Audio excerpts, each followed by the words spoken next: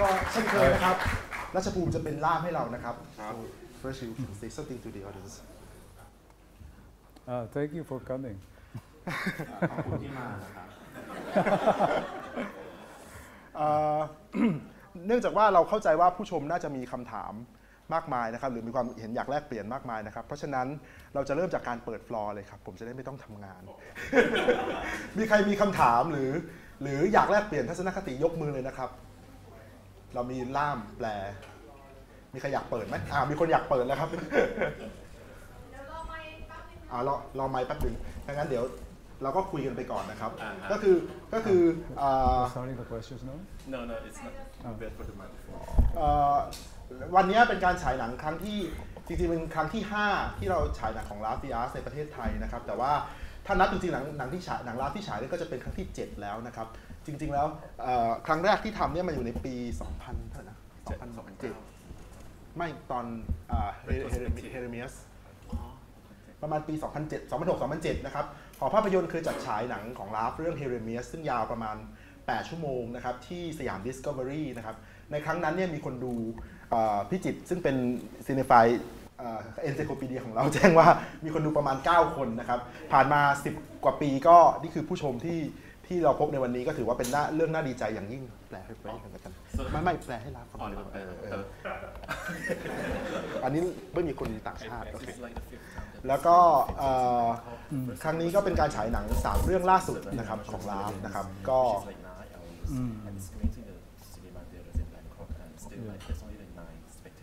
เดี๋ยวเราจะเริ่ม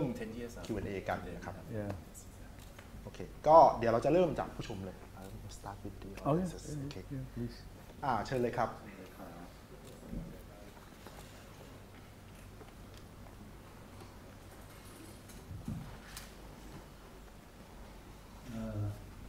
First of all, thank you very much indeed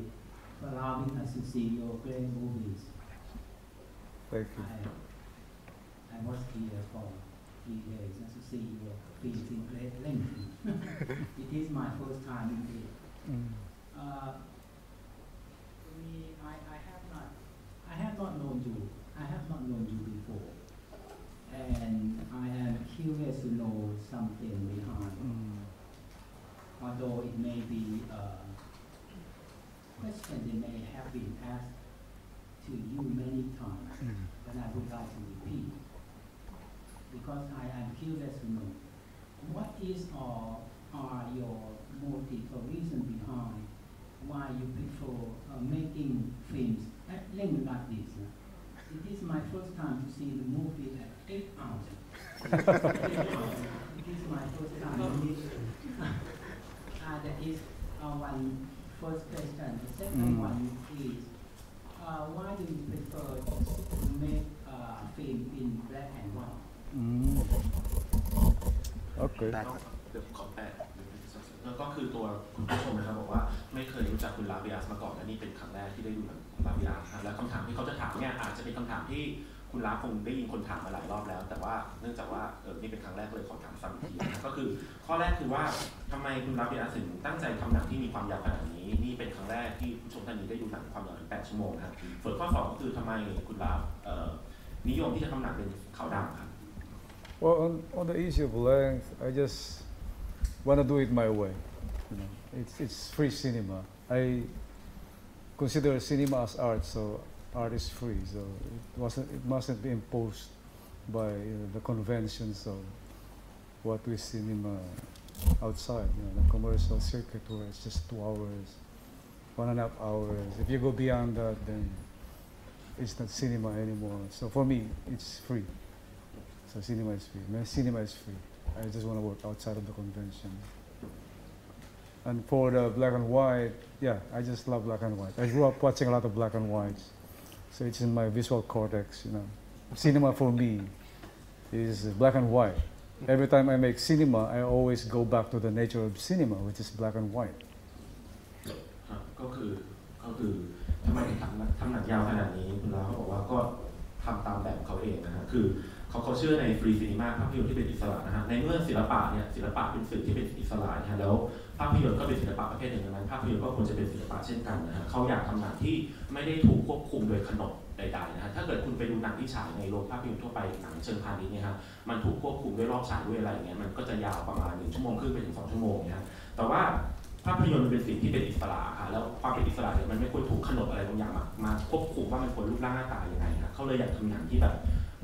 มันไม่จำเป็นต้องแคร์ว่ามันต้องควรจะเป็นยังไงนะฮะส่วนทำไมเป็นแบล็คแอนด์ไวท์หรือว่าเป็นหนังขาวดำใช่ไหมครับคือ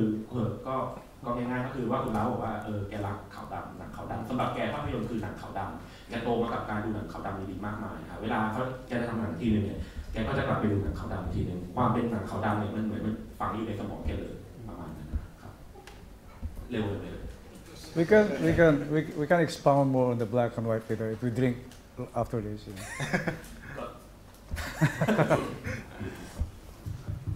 But yeah, black and white is another way of seeing life, especially in this medium we call cinema. You know, it's like an alternate universe that you're seeing once you see that it's not the natural thing that we see. It creates some abstraction, some fraction in your head, and it sucks you into another universe. ก็คือจริงๆหนังขาวดำเนี่ยเป็นวิธีการมองชีวิตในอีกรูปแบบหนึ่งนะฮะเหมือนกับว่าหนังขาวดำมันพาคนดูไปอยู่ในจักรวาลอีกจักรวาลเป็นจักรวาลคู่ขนานเวลาเราดูหนังขาวดำมันไม่ใช่ภาพสีธรรมชาติที่เราเห็นทั่วไปครับมันเลยเปิดพื้นที่ให้คนดูเนี่ยมองเห็นมิติอื่นๆแบบอื่นๆของชีวิตนะ When I was a kid, it's always like that. Going to the cinemas, we were watching 8 movies a week, and they're all in black and white. And it's always a wonder for me to enter that black and white universe. คืออย่างเช่นตอนแกเป็นเด็กแกไปดูหนังในโรงหนังเนี่ย8 เรื่องเราฝันตาฮะแล้วเป็นหนังขาวดำเต็มหมดอะไรเงี้ยพอเข้าไปในโรงหนังปุ๊บมันคืออีกโลกนึงคำถามต่อไปครับเชิญครับ Why you choose musical song to represent this story and what is your intention behind when I've seen that in the musical scene you use only just human vocals why you not choose to use musical instrument or something like that it's your question thank you Okay. แต่นะคือมี2 คำถามนะคือคำถามแรกคือทำไมใช้ช่องมิวสิคอลในการทำหนังเรื่องนี้นะฮะส่วนคำถามที่2ก็คือประมาณว่าสังเกตได้ว่าในซีนมิวสิคอลในหนังเรื่อง Season the Devil เนี่ยคือเวลาตัวละครร้องเพลงมันมีแค่เสียงมนุษย์แต่ว่าไม่มีการใช้เครื่องดนตรีเลยซึ่งมันอาจจะต่างจากหนังมิวสิคอลทั่วไปที่เสียงมาดนตรีมาครับแต่ว่ามีแค่4 คนเท่านั้น This film started with the sense of urgency. There's an urgency to say things, to do things. So I chose. I was writing another screenplay when I started thinking of this film, Season of the Devil. I was in Harvard and was writing a screenplay for a gangster film that we should be shooting. But then I was also writing a lot of songs at the time. I had my guitar, and then the killings in the Philippines started. There's a new president and they started murdering the innocent people. There's no accountability. There's a lot of, fear going on, confusion. So I had a sense. So when I decided to do the musical, the rock opera, I wanted to be primal and raw. So we did away with the instrumentations,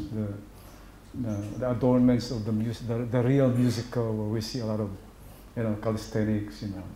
all the movements. I did away with that, and also with the orchestra type of, the ensemble type of doing musical, the happy ending, the happy movements. I want to obscure that, it's some kind of a subversion to the form, the musical as we know it. คือหนังเรื่องนี้ฮะซีซั่นเดอะเดวิลที่เราเพิ่งชมไปฮะมันเริ่มจากสำนึกแห่งความเร่งด่วนที่ต้องทำอะไรบางอย่างที่กำลังฉุกเฉินที่เกิดขึ้นนะฮะคือตอนนั้นคือคุณล้ากำลังเขียนบทหนังอีกเรื่องนึงอยู่ฮะกำลังเขียนอีกเรื่องนึงอยู่ขณะเดียวกันแกก็เขียนเพลงด้วยเล่นกีตาร์อะไรครับแต่ว่าพอมีประธานาธิบดีคนใหม่ขึ้นมาในฟิลิปปินส์เนี่ยก็มีการฆ่าประชาชนผู้บริสุทธิ์มากมายมันจึงมีความรู้สึกแกก็เลยมีความรู้สึกว่ามันต้องทำอะไรสักอย่างมีเรื่องฉุกเฉินที่ต้องเขียนเรื่องอะไรสักอย่างซึ่งทำไมถึงเป็นหนังมิวสิคอลหรือเป็นร็อกโอเปร่าก็คือจริงๆแล้วเหมือนกับว่าแกอยากจะลอง เล่นหักล้างกับขนบของมิวสิคอลที่เหมือนกับมันจะมีความสุขมันจะมีดนตรีมันมีอย่างเงี้ยแต่ว่ากลับไปหามิวสิคอลที่มันดิบมีแค่เสียงคนมีแค่ความอะไรทุกอย่างใช่ไหมคือเหมือนว่าความยังไม่ประดิษฐ์ความที่ยังไม่ตกแต่งความที่ยังเพียวของมันอยู่ครับ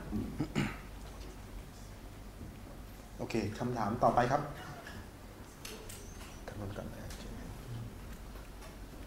ทราบว่าหนังที่ทำเนี่ยออกฉายตามโรงได้กำไรเท่าไหร่ครับ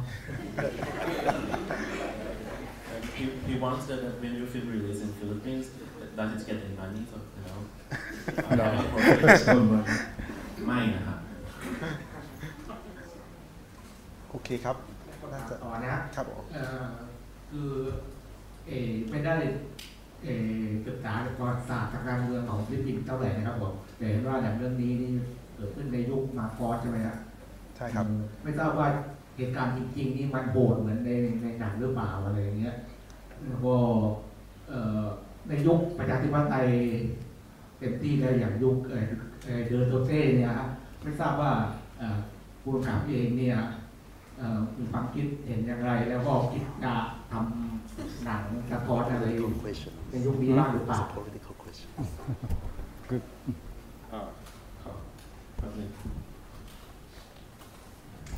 คือ the audience asks like he doesn't know much about the Filipino historical politics context, but he wondered like in the real situation if the situation is really bad as depicted in the film, and also in the Marcos era, and also in this time which is quite so-called full democracy with the Duterte. What is your opinions about the situations in the? I set the film in 1979 during the very dark period of martial law. It was actually the darkest period of our history. It's even worse than the more than 300 years of the Spanish colonization because it's Marcos, it's a Filipino. Yeah, what's happening in that film? It's about what's happening in the Philippines right now. It resonates a lot about what we are experiencing now.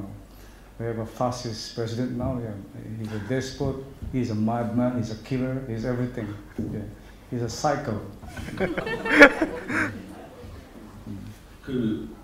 ตอนนั้นหนังมันเกิดขึ้นในปี 1979 ครับก็คือเป็นยุคกฎอัยการศึกทุกอย่างก็เลวร้ายกว่าปัจจุบันอยู่แล้วครับแต่ว่าในปัจจุบันตัวประธานาธิบดีเองเนี่ยก็ไม่ได้ดีอะไรมากครับก็คือคุณลาบอกว่าประธานาธิบดีปัจจุบันก็เป็นฟาสซิสต์เป็นเผด็จการเป็นคนบ้าเป็นไซโคเป็นโรคจิต Just would like to ask questions. That during the time, the martial law is all over the Philippines. And why did you choose Barrio Ginto? And where is this place? And I would like to ask also that this abuse happening during the time is also happening all over the Philippines. Yes. And it is a true and historical event. And your aim to make the movie is what to tell the world about this. Thank you. Yeah, thank you for your comment. ครับก็ประมาณว่าท่านผู้ชมท่านนี้บอกว่าตอนนั้นเนี่ยมาเชลลอเกิดขึ้นทั่วฟิลิปปินส์อยู่แล้วแต่ว่าทำไมเราเลือกที่จะใช้พื้นที่นี้ปรากฏที่ในหนังนะฮะแล้วก็เนื่องจากมันเป็นเหตุการณ์ที่เกิดขึ้นจริงในประเทศนี้ครับเรามีเป้าหมายอะไรที่จะทำหนังเรื่องนี้เพื่อบอกชาวโลก Yeah, that little village, what's happening in that little village represents the whole, setup during the martial law period, and even now it's still happening with this new setup, with the new dispensation. คือตัวหมู่บ้านเล็กๆนั้นจริงๆเราก็เหมือนเป็นตัวแทนของฟิลิปปินส์โดยรวมอยู่แล้ว It could even be worse now because there's no accountability again. There's so many killings now. 21,000 deaths now in the country, and จริงๆมันก็จริงๆไอ้สิ่งที่การฆ่าในขณะนี้ก็ยังเกิดขึ้นอยู่ในปัจจุบันแล้วก็มันอาจจะเลวร้ายด้วยเพราะว่ามันไม่มีการตรวจสอบยังไม่มีการตรวจสอบเกิดขึ้นแล้วก็ตอนนี้ยังมีประมาณ 21,000 21,000 ความตายที่เกิดขึ้นแล้ว And my last question, how it should be to tell the world what's happening with Philippines? Well, it's happening all over the world anyway. So we're just sharing all these parallel histories and experiences of ours. It's happening all over the world now. I think it's even happening here. Yeah. You know, sure. We have to speak out. We have to show. If you're a filmmaker, do something with your medium. If you're a musician, do something. You know, these are our mediums of engagement. So it's a cultural thing now. We should act. We should move. You know, apathy must be eradicated. We should move. You know, even if you're talking to your neighbor, say it. You know, that's one way of engaging it. Very Socratic. Just talk and talk. You know, if you're a poet, then write poems about what's happening. And the shooting was took in what province? I shot the film in Malaysia, sadly. No, when we shot the film, it was a time when there's so many killings in the country, and it's dangerous to shoot it in the country because the police, they're watching. So I brought the whole team in. It's outside Kuala Lumpur. ครับก็คำถามที่สองของผู้ชมท่านนี้นะคือเคยถามว่าเราตั้งใจอะไรจุดประสงค์คืออะไรในการทำหนังเรื่องนี้ที่เกี่ยวกับการฆ่าในฟิลิปปินส์อย่างที่บอกชาวโลกคุณลาบอกว่าจริงๆไอ้เรื่องแบบนี้ก็เกิดขึ้นทั่วโลกอยู่แล้วแล้วก็เพิ่มก็เกิดขึ้นในไทยด้วยเช่นกันณขณะนี้นะฮะสิ่งที่เราควรทำคือเราต้องพูดมันออกมาแสดงมันออกมาคนทำสื่อควรจะใช้สื่อที่เป็นขนาดในการสื่อสารให้กับคนอื่นคนทำหนังคนนักดนตรีก็ควรจะทำดนตรีสิ่งที่เราทำคือเราต้องทำอะไรสักอย่างเราต้องขับเคลื่อนไปคุณมีเพื่อนบ้านคุณบอกเพื่อนบ้านคุณเป็นกวีคุณเขียนกลอนนะแล้วก็มีคำถามต่อเนื่องมาว่าแล้วจริงๆหนังเรื่องนี้ถ่ายที่ไหนในฟิลิปปินส์คุณลาบอกว่าอย่างน่าเศร้าคือมันถ่ายในมาเลเซียเพราะว่าในขณะนั้นเนี่ยชนบทในฟิลิปปินส์อันตรายมากมีการฆ่ากันเกิดขึ้นจริงแล้วก็ตำรวจก็สอดส่องจับตาอยู่ตลอดเวลามันเลยเหมือนกับว่าไม่ปลอดภัยที่จะถ่ายหนังจริงๆในฟิลิปปินส์นะฮะก็เลยตัวหนังก็เลยถ่ายอยู่บริเวณรอบนอกกัวลาลัมเปอร์ Thank you. คำถามต่อไปครับด้านนี้ครับ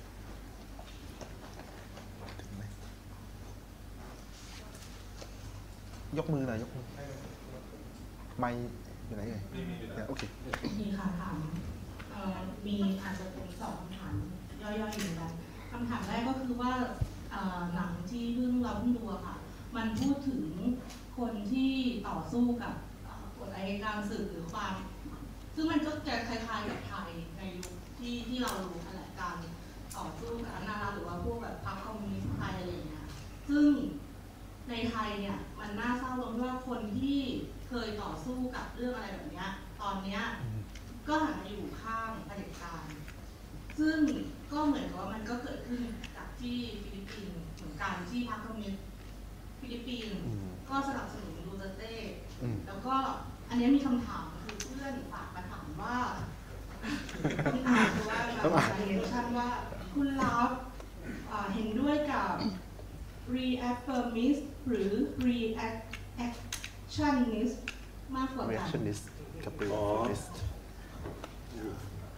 reaffirmist กับ reactionist ปฏิกิริยากับพวก There's very political questions. So she has 2 questions. The first question is like the story is about the season of the devil is about the people who fight against the martial law during the 70s, which is actually quite similar to Thai history as well. In the 70s, that we also fight the martial law, but sadly, the situation in Thailand is quite different. People who fought the martial law during the 70s, even though it's like maybe radical or left-leaning or communist Thai, right now in the contemporary time, they turn into more like this, like they side with the dictatorship government in some way. And she wondered like about the situations in the Philippines, about the people who fought against the martial law during that time, and which political side they reside nowadays. And also, she has another questions that her friends asked her to ask you again, and it's like, which side do you prefer, reaffirmist and reactionist? Well, yeah. For the first question, I grew up during the martial years, and we're remnants of that struggle, even the older ones. The communist group, they're still fighting. It's a protracted struggle, but the head of that group, they're in exile. They're in Netherlands. They couldn't go back to the country. Some of the activists, sadly, have become part of the system now. They've been eaten. They compromised the whole, struggle, the whole perspective of, so-called change then that we wanted. Some kind of a socialist setup, maybe, but it didn't happen. There's a lot of things to be done, and it's even worse now. The number one is the issue of ignorance, the issue of apathy. It's still there. We couldn't break it. That's why we have all these despots and populist leaders now, like Trump, Putin, and all those guys. Duterte. What was the second question? Which one? The reaction there. I think we should translate the first one. All these labels, you can be both, but the thing is, we must, for me, the word is engagement. We should, not just be proactive or, firmness or what. Let's be very, very aware and act on it, appropriately or, whatever we can do now. The world is sinking to an abyss of, to the right, and all this, very, very ignorant perspective is very dangerous now. We cannot just sit down and look at things and then just be silent about it. Engagement is the word now. ครับก็คำถามแรกนะครับคือจริงๆแล้วคนที่เหมือนกับเป็นฝ่ายซ้ายที่ต่อสู้กับกฎอัยการศึกในยุคก่อนนะฮะปัจจุบันก็มีทิศทางแตกต่างกันไปฮะพรรคคอมมิวนิสต์จริงๆก็ยังต่อสู้อยู่แต่ว่าตัวหัวหน้าพรรคเนี่ยก็ต้องลี้ภัยไปอยู่ที่เนเธอร์แลนด์แล้วนะฮะส่วนแอคทิวิสต์บางคนในยุคขณะนั้นก็ประนีประนอมตัวเองแล้วก็เข้าไปเป็นส่วนของระบบนะฮะก็อย่างน่าเศร้านะฮะทีนี้แต่สิ่งที่อันตรายก็คือความ ignorance ความเพิกเฉยความไม่ใส่ใจความไม่รู้เรื่องรู้ราวนะซึ่งมันทำให้เกิดปรากฏการณ์ที่โลกกำลังหันขวาไปเรื่อยๆนะเกิดความเป็น populist ประชานิยมแบบส่วนคำถามที่สองคือเหมือนกับช่วยไม่ได้คือแบบว่าแกบอกว่ามันอาจจะไม่ใช่ทั้งสองทางแต่ว่าสิ่งที่แกรู้สึกว่าสิ่งที่จำเป็นต้องทำคือ engagement คือความมีส่วนร่วมมีความ engagement เป็นส่วนหนึ่งของความเข้าร่วมการเข้าร่วมความไม่ใช่ประเดี๋ยวประดาวทำแอคชั่นอะไรไปแต่ว่ายังยึดมั่นที่จะทำมันต่อไปเราจะมานั่งอยู่เฉยๆแล้วก็มองโลกเปลี่ยนไปไม่ได้ฮะเราต้อง engage กับสิ่งที่เกิดขึ้น Well, engagement is very broad, but the thing that we can do easily is the Socratic way, dialogue, discourse. You have to keep talking about the issues of the day. And it has to have a foundation of history, an historical perspective to it, so that it must be near the truth always. We fight for the truth. It's important. คือคำว่า engagement เนี่ยมันเป็นคำที่กว้างแต่จริงๆเราก็ทำมันได้ง่ายๆนะคือเราก็พูดมันต่อไปอะไรที่มันจะเป็นปัญหาก็พูดต่อไปเป็นถ้าพูดสำนวนไทยคือเป็นเสียงปกล่องพูดไปเรื่อยๆเพราะมันจะเป็นปัญหาอยู่แล้วก็พูดไปเรื่อยๆแต่เป็นการพูดที่ควรจะมีพื้นฐานในความตระหนักรู้ในเชิงประวัติศาสตร์ด้วยคือเราต้องเข้าใจประวัติศาสตร์บริบทของมันแล้วเราถึงจะพูดในสิ่งนั้นIf we stop discoursing and doing dialogues, then it's gone. There's ignorance. คือถ้าเราหยุดพูดเราหยุดdiscussing หยุดพูดเนี่ยมันก็กลายเป็นว่าบทสนทนาในสังคมมันก็จะหายไปแล้วสิ่งที่ตามมาคือความเพิกเฉยความไม่รู้เรื่องรู้ราวคำถามต่อไปครับโอเคเดี๋ยวทางนี้ก่อนนะครับ And cinema is a form of dialogue. ภาพยนตร์ก็เป็นรูปแบบของบทสนทนาอยากถามถึงเรื่องเมื่อวานนี้ครับเพราะว่าตอนดูแล้วจะงงมากเนื่องจากว่ามันค่อนข้างมีหลายองค์ประกอบแล้วก็ไม่แน่ใจว่าคนที่ไม่ค่อยรู้เรื่องประวัติศาสตร์ของฟิลิปปินส์เขาเนี่ยจะพอสัมผัสได้มากแค่ไหนก็สัมผัสได้แค่เท่าที่ดูครับหมายถึงเมื่อวานแล้วก็คำถามที่สองจะรู้สึกว่าที่รู้เนี่ยมันจะมีส่วนหนึ่งที่พระเอกตกอยู่ในช่องพอแท้มากแล้วก็โดยกับทั้งเรื่องเลยเขาก็แบบหดหู่สิ้นหวังคือเราเลยรู้ว่าความสิ้นหวังที่มันเกิดขึ้นมันมาจากไหนบรรยากาศช่วงนั้นหรือว่าอะไรคือเราดูแล้วเราโอเคเราเข้าใจแต่ว่ามันเลื่อนนานมากในความสิ้นหวังไม่รู้ว่ามันมาจากไหนซึ่งถ้าเกิดเทียบกับเมื่อวานเนี่ยมันก็มีกวีที่ เรื่องว่าก็มีกวีที่เลิกเขียนบทกวีไปแล้วทีหลังเขากลับมามีกำลังใจใหม่ซึ่งในตอนนั้นเนี่ยบทสนทนามันยังมีกลิ่นอายบางอย่างของยุคสมัยยุคหนึ่งซึ่งมันข้ามอื่นจะเป็นโพคาแพนด้าไปแล้วข้ามอื่นเป็นภาษาชนเชื่อไปแล้วอะไรเงี้ยแต่ว่าผมแค่นั้นแต่ว่ามันเหมือนกับว่ามันมีคำพูดบางอย่างที่ไม่ค่อยได้เห็นในหนังของคุณลาโทรเทคมันมีคำพูดที่แบบว่าเชิดชูสู้อีกอนาคตมันจะขึ้นดูหน้าเลยกระจกมันเหมือนบทซึ่งเรารู้ว่าเป็นมาจากหนังสือมาจากอะไรหรือเปล่าก็เราดูแล้วงง Okay. There's two questions. The first question is about the film that we saw yesterday, the LULLABY. Is because the film consists of many elements that might be incomprehensible for the foreign audience. So he wanted if the foreign audience watched the film,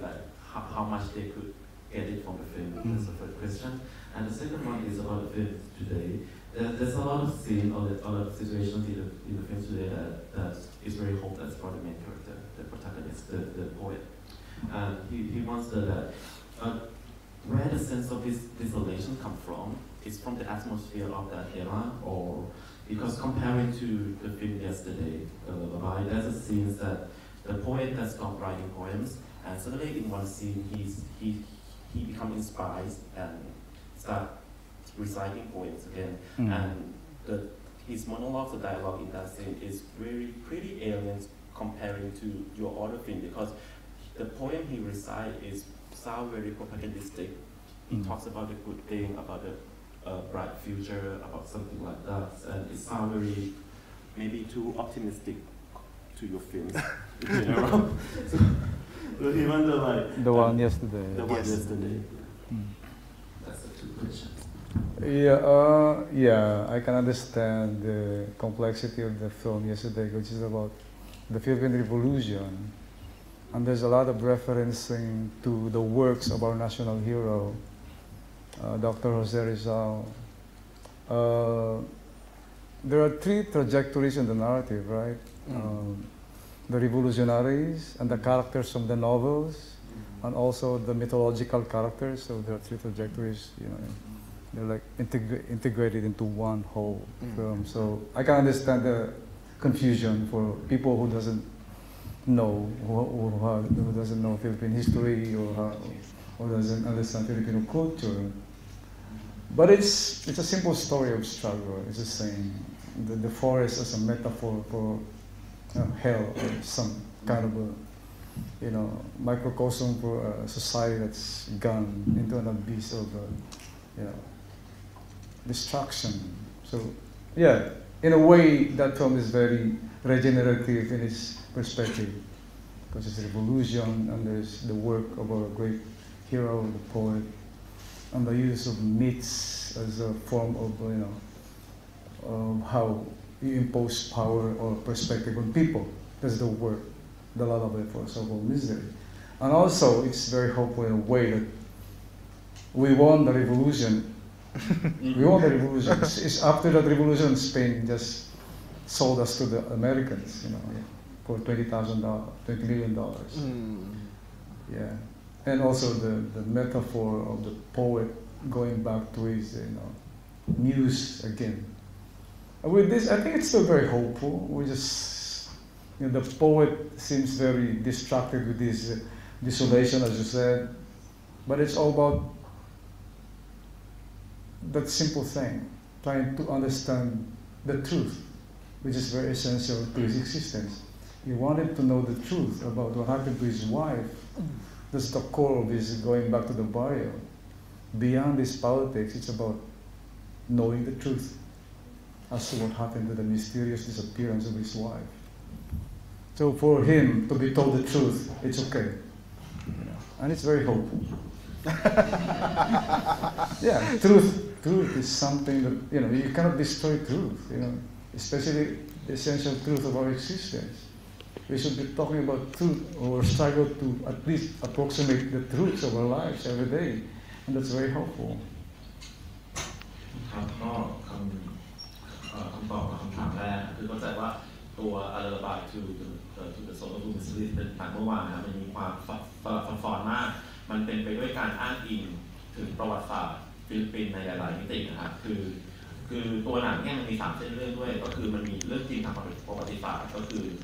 ตัวละครเกโตเลียซึ่งเป็นภรรยาของอังเดรโบนิฟาซิโอนะครับซึ่งเป็นผู้นำปฏิวัติฟิลิปปินส์เดินทางไปตามหาศพของสามีตัวเองในป่านะครับแล้วก็จะมีเส้นเรื่องที่มาจากเส้นเรื่องที่2คือเส้นเรื่องที่ดัดแปลงมาจากนวนิยายเรื่องหนึ่งของโคเซริซอซึ่งก็เป็นบุคคลสำคัญของฟิลิปปินส์นะครับก็คือเอลฟิลิสอันนั้นก็คือเส้นเรื่องอีกเส้นหนึ่งและเส้นเรื่องที่3ก็คือไปเอาตัวละครในตำนานนิทานพื้นบ้านฟิลิปปินส์คือติบาลักมาเป็นส่วนร่วมในหนังนะซึ่ง3เส้นเรื่องเนี่ยเหมือนกับถ้าสำหรับคนฟิลิปปินส์เองมันอาจจะเป็นเรื่องที่เราคนประเทศเขาค่อนข้างคุ้นเคยอยู่แล้วเอามาผสมรวมกันแต่ว่ากับคนต่างชาติเนี่ยก็ไม่น่าแต่ก็เข้าใจได้ว่ามันจะเกิดความสับสนขึ้นมาในการดูนะแต่สำหรับคุณบาวบอกว่าแต่เรื่องจริงมันเรื่องง่ายมากนะครับมันsimpleมากก็คือคนไปตามหาความจริงว่าเกิดอะไรขึ้นในป่านะครับป่าก็เหมือนกับเป็นการประมาณนรกหรือว่าเป็นภาพเปลี่ยนของสังคมนะครับที่ก็อย่างที่เห็นในหนังถ้าใครดูมันจะเป็นเรื่องความพิสดารลึกมากมายนะครับทีนี้แล้วก็จริงๆมันเป็นเรื่องเศร้าในแง่ว่าตัวฟิลิปปินส์คือถึงที่สุดแล้วตัวฟิลิปปินส์เองเนี่ยก็ชนะสเปนในยุคสมัยนั้นนะในหนังคือมันเกิดอะไรชนะสเปนแล้วก็จริงแต่สเปนถ้าตามประวัติศาสตร์ก็คือสเปนขายฟิลิปปินส์ให้อเมริกาในราคา$20ก็คือจริงๆแล้วในขณะที่คนฟิลิปปินส์สู้กับสเปนในยุคนั้นสเปนสู้กับอเมริกาด้วยแล้วพอดีมันเกิดขึ้นพร้อมกันคือสเปนแพ้ฟิลิปปินส์และสเปนแพ้อเมริกาแล้วสิ่งหนึ่งคือคล้ายๆกับค่าสินใหม่สงครามก็คืออาณานิคมสเปนก็เลยเอาไปจ้าฟิลิปปินส์คนฟิลิปปินส์แบบสู้ชนะมาแล้วทำไมกลายเป็นอาณานิคมใหม่อเมริกาทีนี้คำถามที่2ใช่ไหมครับก็คือจริงๆแกมองว่ามันถึงแม้ว่าตัวผู้ถามจะมองว่ามันค่อนข้างท้อแท้สิ้นหวังแต่แกรู้สึกว่าจริงๆมันก็พอมีหวังนะและเรื่องมันก็เรียกง่ายคือจริงๆแล้วตัวละครโควิดในเรื่องเนี่ยแค่ต้องการจะรู้ว่าความจริงมันเกิดอะไรขึ้นกับเมียเขาคือเหนือไปจากเรื่องการเงินที่มันเกิดขึ้นใหญ่ๆที่อยู่ในหนังเนี่ยความจริงแล้วสิ่งที่มันลึกลงไปกว่านั้นคือความจริงว่าเมียเป็นอะไรเมียเป็นไปไหนอะไรอยู่ครับการได้รับรู้ความจริงก็เป็นความโฮปฟูล ใช่การได้ค้นพบความจริงเนี่ยก็คือความหวังแม้ว่าจะรู้ความจริงว่าเมียตายแล้วโดนข่มขืนและโดนฝังที่นี่ก็ตามก็ผู้ชาย2 หัวโอเคพี่เขียนถามเรื่องผู้ชาย2 หัวanother question from the audience like about the two faces guy yeah it's reference for the Janus face character we have that in Greek mythology but it's a representation of all the fascist leaders in the world they just it's about narcissism it's about despotism it's about delusional characters which all I think majority of the world leaders now are that way they're Janus face they just see themselves they don't listen they're despots they're madmen they're psychotics and we should study that we should be dialectical about it and check why we have leaders like this. Why do we allow them to rule us? All these Janus face characters, all these madmen. We should be more civilized now. This is the 21st century. ครับก็คือถามเกี่ยวกับตัวละครในคนที่มี2 หน้าใช่ไหมครับหน้าอยู่หน้าข้างหลังเนี่ยเราบอกว่าจริงๆเอามาจากคล้ายๆกับละครนำกรีกในลักษณะนี้ก็คือและจริงๆแล้วลักษณะของการมี2 หน้าเนี่ยมันเป็นลักษณะทั่วไปของผู้นำที่เป็นฟาสซิสต์ในโลกใบนี้คือไม่ใช่แค่ตัวละครในฟิลิปปินส์นะมันเป็นลักษณะของนาซีเองก็ตามแต่คนที่เป็นผู้นำที่มันเป็นบ้าเสียสติไปใช่ไหมครับคือ world leader ในปัจจุบันนี้ผู้นำหลายประเทศในโลกเนี่ยก็มีลักษณะนี้และคำถามก็คือทำไมก็งงว่าทำไมประชาชนคนทุกวันเนี่ยยอมให้คนแบบนี้มาปกครองเราควรต้องทำอะไรสักอย่างหรือเปล่าเพราะนี่เป็นศตวรรษที่Yeah, it's an image of self-absorption, self-centeredness, selfishness. ความคนที่แบบมีความเห็นแก่ตัวยึดตัวเองเป็นศูนย์กลางอะไรอย่างเงี้ย Even greed, megalomania. That's the image. คนบ้าบ้าใหญ่ๆครับโอเคคำถามต่อไปครับท่านบนเลยครับ What is your new project for the President Duterte? What's that? Do you have like a new thing for President Duterte? Yeah, there's a new film coming. It's about him. ก็มีหนังใหม่เกี่ยวกับ The Jano space guy is him. อ่า The movements, everything. คือหน้า Some of the speeches are reverse อ่า reverse speeches of Duterte and Marcos and Hitler. อ่า I reverse the lines. Yeah. But you didn't translate the subtitle, right? No, no. We cannot understand fascist leaders, right? No subtitles can. You don't put subtitles on mad men like them. ก็คือตัวละครก็คือจะมีทำไมกับดูเตอร์เต้ฮะแล้วก็จริงๆแล้วไอ้หน้าข้างหลังตัวในคนเนี่ยมันคือหน้าดูเตอร์เต้ฮะแล้วไดอะล็อกที่เวลาตัวละครตัวนี้มีบทพูดเนี่ยมันจะไม่มีซับไตเติลเพราะจริงๆแล้วเขาเอาคล้ายๆกับคำเอาสิ่งที่ดูเตอร์เต้พูดสิ่งที่ฮิตเลอร์พูดสิ่งที่มาร์กอสพูดน่ะมาเล่นย้อนหลังมันจริงไม่ใช่ภาษาแล้วเราไม่ใส่ซับไตเติลหรือคำแปลไปที่ไดอะล็อกพวกนี้เพราะเราไม่ต้องเข้าใจคนบ้าพูดเราไม่ต้องเข้าใจผู้นำประเทศที่เป็นบ้าพูดเราจะเข้าใจมันได้อย่างไร Can you understand Hitler and his mustache? เราไม่เข้าใจฮิตเลอร์ กับหนวดของเขา ฮิตเลอร์ไว้หนวดจะเข้าใจ Can you understand Trump? Putin? No. เป็นการเราไม่เข้าใจทรัมป์หรือปูตินนะครับพูดอะไรออกไป They're assholes. ไม่ต้องแปลไม่แปลคำถามต่อไปครับมีไหมถ้าไม่มีเราจะถามก่อนโอเคเชิญครับอันนี้ดีกว่าใกล้ๆอยากจะทราบถึงในสายตาของลาวนะว่าเขาทำงานอิสระในฟิลิปปินส์เนี่ยมีสถานะที่ดีขึ้นหรือแย่ลงหรือว่ามันเป็นยังไงกันแน่นะปัจจุบันนี้แล้วก็อีกคำถามนึงนะหลังจากที่ลาวทำหนังหรือว่าว่างๆเนี่ยได้ดูหนังของผู้กำกับท่านใดบ้างหรือเปล่าหรือว่าอยากจะแนะนำผู้กำกับให้กับคนในห้องเรียนว่าผมสนใจที่อยากจะแนะนำผู้กำกับสักคนสองคนนี้ให้คนดูแล้วมันอาจจะมีความหมายกับคุณก็ได้อะไรประมาณนี้ There's two questions. The first one is the status of the independent filmmaker in the Philippines. Is it better or worse now today? And the second question, like after sometime when you took a break from making your own films, who's directed the film that you watched, or do you have any particular director that you want to recommend to the audience in this room? Oh well, yeah. I think Philippine cinema is very dynamic now. Yeah, so many young filmmakers are doing things, in their own, terms. And they do things in very different ways. They're pushing the medium, so it's very, very exciting in the Philippines now. So many young filmmakers, even the old filmmakers are doing things now. Yeah, there's so many great filmmakers before and nowadays. You have Apichatpong. And I hope he comes back and make films here in Thailand. And there are so many, it's endless. There are so many great filmmakers really. Jonas Mekas just died, he's a great filmmaker. And well, my favorite filmmaker is always Tarkovsky. Tarkovsky. In the Philippines, Broker, Bernal. So many filmmakers. It's endless. ก็ถามถึงคนทำงานอิสระใช่ไหมครับความจริงก็ค่อนข้างมีพลวัตคือมีความหลากหลายข้างในคนหนุ่มคนสาวคนทำงานที่อายุน้อยเนี่ยก็ลงมาทำงานเยอะแล้วก็มีการทดลองทดสอบกับตัวสื่อภาพยนตร์มีการขยับขยายความเป็นไปได้แต่นั้นก็น่าตื่นเต้นนะหรือไม่แต่คนทำงานรุ่นก่อนก็ทำอะไรแปลกๆใหม่ๆเพิ่มขึ้นเหมือนกันนะฮะส่วนคำถามที่สองก็คือแล้วคนทำงานที่คุณรับดูหนังเป็นหรือว่าอยากจะได้หนังจริงๆแล้วก็จริงๆก็มีเยอะนะฮะคือมันมีคนทำงานดีๆเยอะมากครับในไทยมิเตอร์ใช่ไหมครับแล้วก็อย่างเช่นถ้าหนังที่เขาชอบก็เช่นคนหนึ่งที่เพิ่งเสียไปคือโจนาธ เมคาที่เป็นคนทำหนังในอเมริกาแต่ว่าจริงๆคนที่แต่ว่าทำหนังในอเมริกาแต่ว่าคนทำหนังที่เป็นคนโปรดตลอดกาลคนนึงก็คือทาร์กอฟสกี้หรือว่าถ้าเกิดในฟิลิปปินส์เองก็ชอบอย่างลิโน คาเบอร์นอลอิชมาอิล เบอร์นอลนะครับคนทำฟิลิปปินส์ But cinema praxis has gone beyond the big screen now. Even what you're doing now is filmmaking. You're pointing the camera at me. It's cinema. Cinema has become very much a part of our lives now.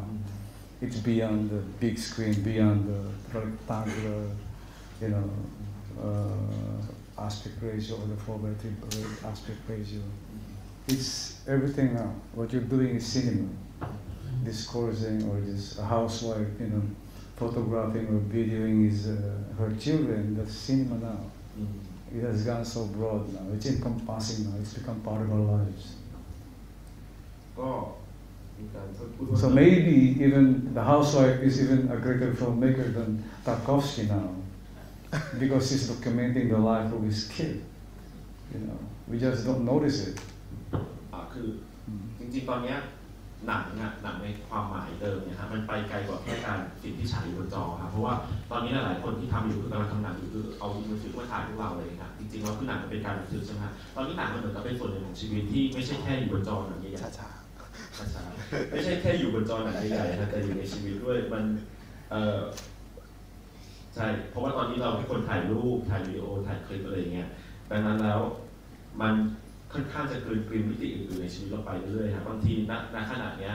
เราอาจจะมีคนทำหนังที่อาจจะเก่งกว่าทาร์คอฟสกี้จากการแค่เขาถ่ายรูปเขาอยู่บ้านถ่ายตัวเองอะไรอย่างเงี้ย And I admire people who document traditions that we're losing. We don't notice them, but there are people like that. They grab cheap cameras and they're documenting the lives of their communities. These are great filmmaking that we don't notice. คือบางทีตอนนี้เราอาจจะไม่ทันสังเกตนะครับแต่ว่าคนบางคนก็จะมีเราจะมีคนในชีวิตเราที่แบบเขาถ่ายเราถ่ายชุมชนถ่ายชีวิตคนทั่วไปอะไรอย่างเงี้ยเขาอาจจะเอากล้องราคาถูกๆเนี่ยมาถ่ายผู้คนอะไรเงี้ยเราอาจจะไม่ทันสังเกตแต่ว่าเขาอาจจะเป็นคนทำหนังที่ดีก็ได้ครับคำถามต่อไปครับขอสอบถามนะครับเรื่องขั้นตอนการตัดต่อครับอยากถามว่าตอนที่อยู่หน้าเครื่องตัดนะครับตอนนั้นคุณใช้ความรู้สึกสัญชาตญาณหรือใช้อะไรในจังหวะที่จะเลือกภาพจะประกอบเป็นจอครับใช้วิธีการใดนะครับส่วนอันที่สองนะครับอยากถามว่าในสมัยเด็กนะครับคุณลาฟเนี่ยครอบครัวชอบพาไปดูหนังอะไรกันตอนวัยรุ่นตอนมีแฟนเนี่ยครับอยากรู้มากๆเลยว่าคุณลาฟกับแฟนเคยตีตัวดูหนังรักกันบ้างไหมหรือว่าตีตัวเรื่องอะไรกันใครคนนี้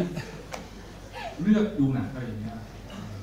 และอีกอันนึงก็คือตอนที่มีไฟแรงๆดูอะไรกันนะครับThere's about two questions. The first one is like the method of your editing the film. When you editing the film, the method is like when you in front of the computer to edit the film. What is the criteria for editing the shot? Is it your feeling, your intuition, your instinct, or something? How you edit your films? And the second question is like when you were a child, what kind of film that your family brought you to watch in the theater, and when you grow up to be a teenage, like if you have girlfriends, what kind of film that you watch with your girlfriend? Who's the one that made the decision like what film you gonna watch? And when you like very like a young filmmaker, what kind of film that you watch? Wow. What was the first one again? Because there's a lot. How you edit your film? Is your film? Oh yeah, editing is very hard. It's very hard because I edit my own film, so I will have to assume another persona. So there's the editor now. So I will have to put a dirty finger to the director, which is me. So now it's the editor. So it's what you said is everything. It can be I can be very intuitive. I can be very clinical about it, or I can be very film school about it. So it depends on the condition of the day or the time you're doing it. Sometimes you detach yourselves. I detach myself from the thing, which is very tiring and very boring. I'm so bored with my works anyway. So they're so long. Well, it's everything. It's a mix of all those things. It's like everyday living as well. It's the same. You wake up, you're sad,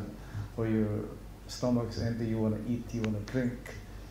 You feel sad, you want to kill yourselves, or what? It's still about living. It's a routine as well. Yeah, it's a mix of those. Yeah. So answer it first. Yeah, please.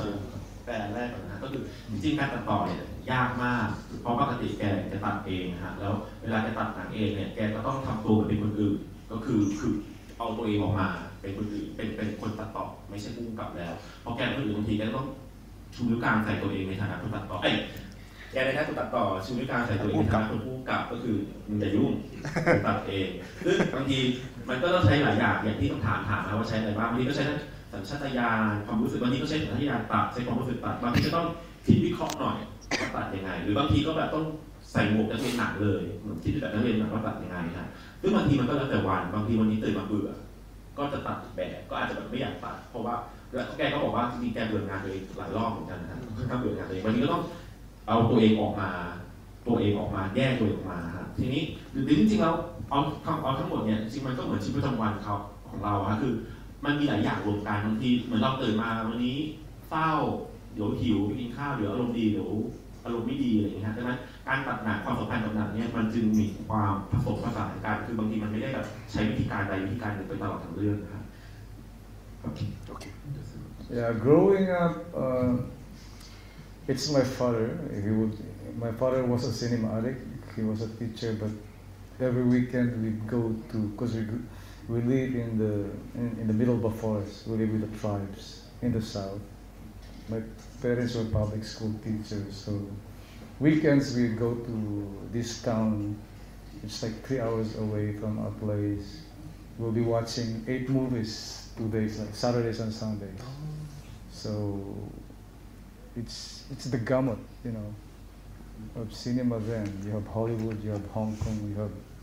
Indian movies, you have Filipino action films, Italian spaghetti films. So it's everything. So it's like my film school going on, With my girlfriend, we don't watch because we're kissing.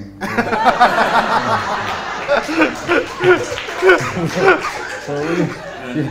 you can't remember anything. You're kissing. ครับก็ตอนเด็กๆนะครับพ่อจะเป็นคนพาไปดูหนังคือพ่อเป็นครูแต่ว่าเป็นครูที่บ้านนะครับแล้วบ้านคุณรับแกอยู่ในป่าอะไรเงี้ยอยู่ในค่อนข้างลึกต้องใช้เวลา3 ชั่วโมงในการเข้าเมืองไปดูหนังทั้งโรงอะไรเงี้ยก็คือไปทีเนี่ยเสาร์อาทิตย์ก็จะไปทีแล้วก็ดูหนัง8 เรื่องเสาร์อาทิตย์นะครับ8 เรื่องเลยหนังตอนนั้นก็จะมีทั้งหนังฮอลลีวูดหนังอินเดียหนังฮ่องกงหนังแอคชั่นฟิลิปปินส์หนังอิตาลีสปาเกตตี้ใช่ไหมฮะหนังหมายถึงว่ามันเป็นหนังสปาเกตตี้คาวบอยเป็นหนังเวสเทิร์นที่ทำในอิตาลีนะทีนี้ก็ประมาณนั้นแล้วคือแบบว่าไอ้หนังที่ดูเยอะๆสมัยเด็กเนี่ยมันก็เหมือนเป็นโรงเรียนหนังของแกเรียนรู้แบบหนังในตอนนั้นนะฮะส่วนถามว่าตอนวัยรุ่นดูหนังอะไรเขาบอกว่าส่วนใหญ่แกก็จูบกับแฟนก็คือจูบจีกับแฟนก็เลยจำไม่ค่อยได้ว่าดูอะไรไปบ้าง I started noticing the value or the so-called importance of the medium only when I got to college. One time during my first year college,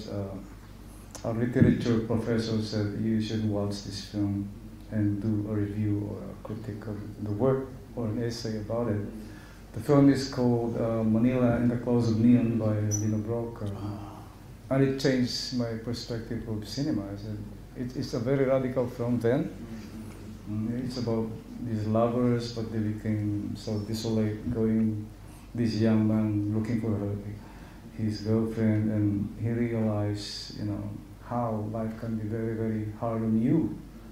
especially with a system that doesn't work, that neglects people. And it changed my whole perspective of cinema, that it can be a tool for change, for education, or for understanding life. คือตัวคุณลาฟมาเพิ่งตระหนักถึงคุณค่าแบบอื่นของภาพยนตร์ก็คือตอนเข้าเรียนมหาวิทยาลัยแล้วนะครับคือตอนนั้นเนี่ยแกไปเจอคล้ายๆกับอาจารย์ทางด้านวรรณกรรมแนะนำหนังเรื่องนึงให้แกดูเพื่อจะเอาไปเขียนเป็นรีวิว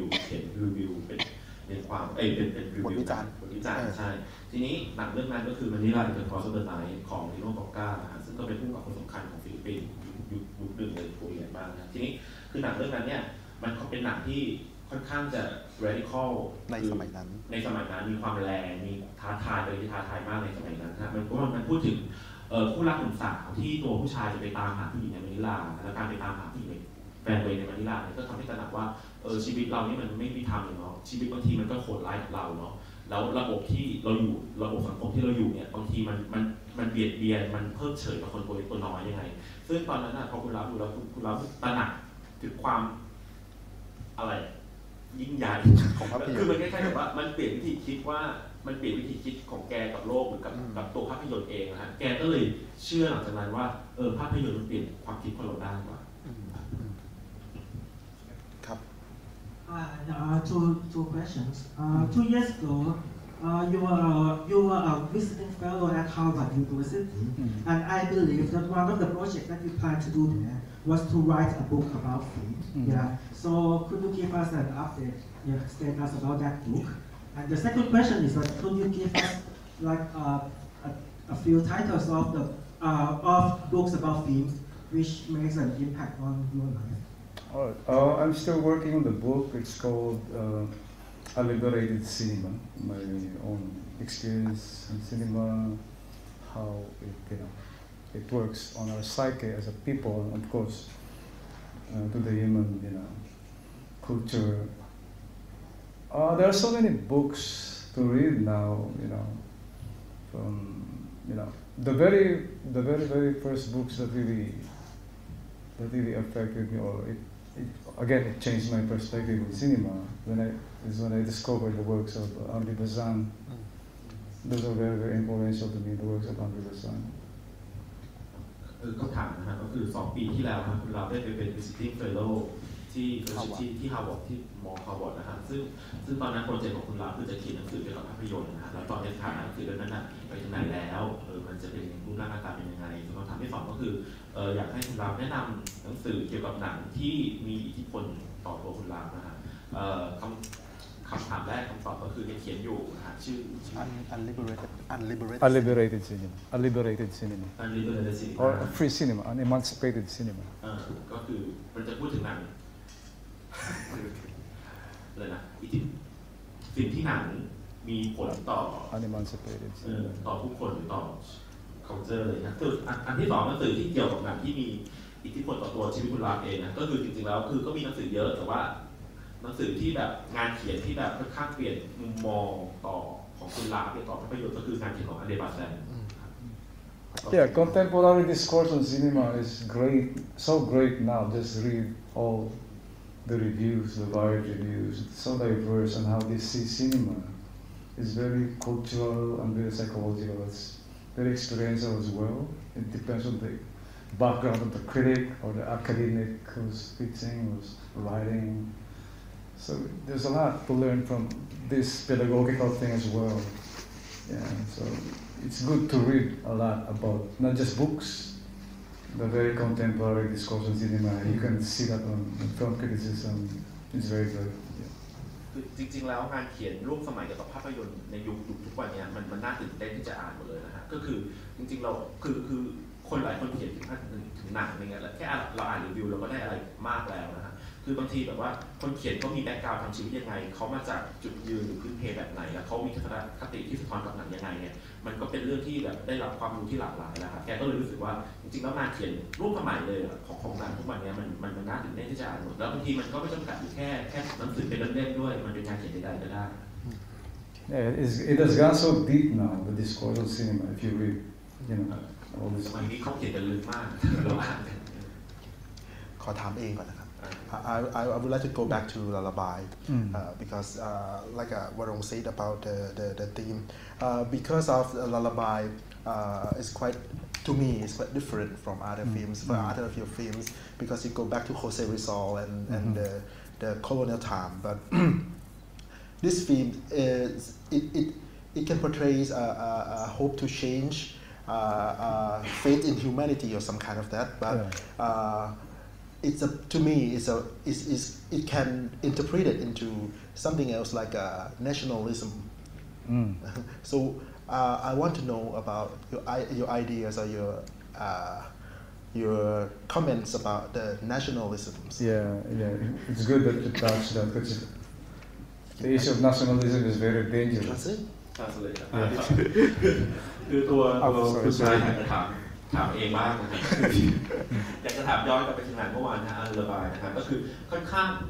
เป็นงานที่ค่อนข้างแตกต่างจากงานของเราเรื่องอื่นๆนะครับเพราะว่าเป็นงานที่กลับไปในยุคอาณานิคมกลับไปหางานของโคเซริซอลในทางที่หนังดาวเรื่องอื่นอาจจะแบบอยู่ในยุค ที่ปัจจุบันกว่านั้นหรือว่าอดีตน้อยกว่านั้นนะฮะทีนี้ก็เลยสงสัยว่าคือหนังเนี่ยมันค่อนข้างที่จะ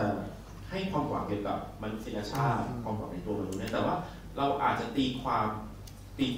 เนี่ยมันไม่ใช่ความหวังในเชิงมนุษยชาติหรืออะไรเป็นความหวังในชาตินิยมใน nationalism ใช่ไหมฮะ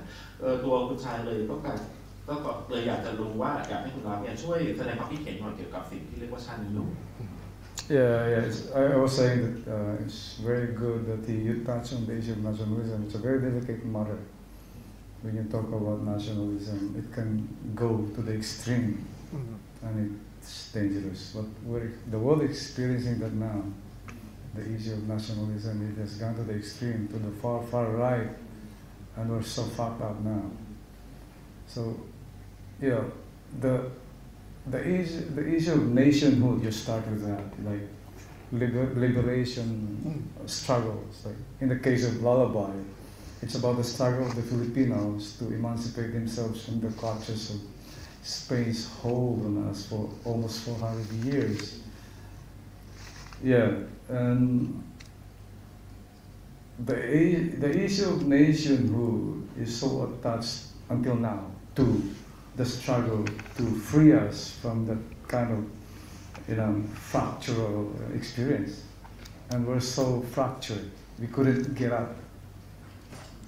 We're so easily, overrun by powers, not just foreign powers, even powers within, like the Marcos era, martial law. It took us